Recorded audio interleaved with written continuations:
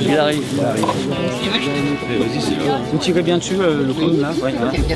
Sinon je coupe votre cravate. Oui, bah appliquez-vous, moi c'était un vrai clown. C'est un vrai clown. Sinon je coupe pas qu'il a déjà. Il m'a allumé tout à l'heure. Voilà, alors qu'est-ce qu'il y a fait cher? On coupe comme ça, on fait à l'ancienne.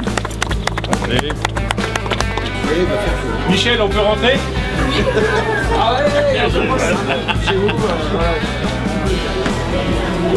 C'est chouette.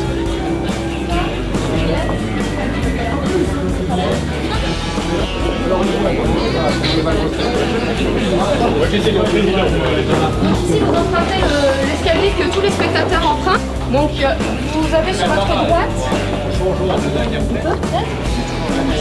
Voilà, c'est toujours le même dessinateur, Nicolas Mode, et qui a réalisé les fresques sur l'ensemble du bâtiment. Vous avez 3 studios de répétition qui se succèdent. Ils font tous une trentaine de mètres carrés. Nous allons vous en montrer un. Ils sont tous sur le même modèle. Et celui-ci, on l'a aménagé.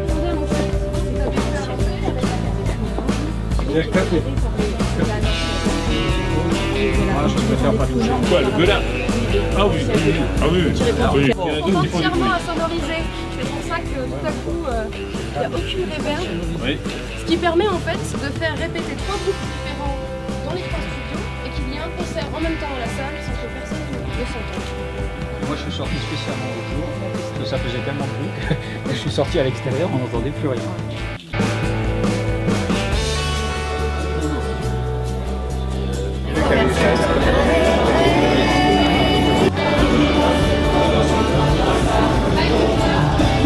C'est un lieu magique, c'est un lieu de musique, un lieu d'échange, également un lieu où je pense qu'il y aura toutes générations confondues, il y aura des jeunes, des moins jeunes qui pourront venir ici, écouter de la musique. Et c'est vraiment un lieu intergénérationnel qui permet de créer des liens. La musique a toujours rassemblé et c'est bien le but de ce lieu, c'est de rassembler les gens de différentes couleurs, de différentes religions, de différentes langues. Je crois que dans un moment aujourd'hui où on est dans des périodes difficiles, la musique a besoin d'apporter un peu de douceur dans ce monde de brut, comme diraient certains. Mais je crois qu'on en a bien besoin et le Gueulard tombe bien à point dans cette période difficile. C'est qu'on est rentré dans une autre époque. Hein. Moi j'ai connu, ou j'ai entendu parler, ou j'ai des amis qui ont créé effectivement le Gueulard initial en 84. C'était l'année de mon retour dans la région en quelque sorte. C'était le Gueulard de la colère à l'époque, c'était le Gueulard de la révolte, de l'incompréhension face aux crises successives de la sidérurgie, au plan acier.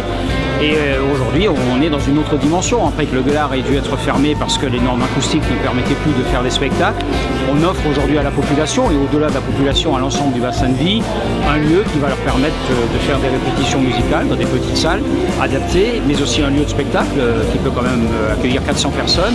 Je pense que ça permettra à des jeunes, mais aussi à des anciens, à des passionnés de musique de s'éclater, ce qu'ils ne peuvent plus faire depuis maintenant quand même des années.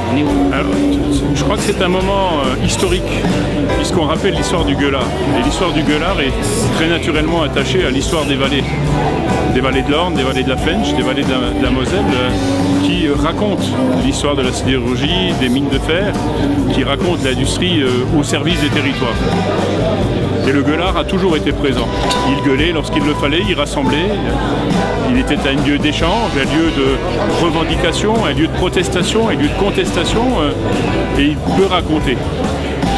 Et le réinstaller était indispensable. C'est un outil magnifique qui est à la dimension de la mobilisation des acteurs ici, dans ce secteur, au niveau de la vallée de la Flèche, mais aussi de tous ceux qui, en Lorraine, sont comme des points lumineux qui croient aux musiques actuelles, qui croient à la jeunesse, à la création, à la diffusion des œuvres d'art.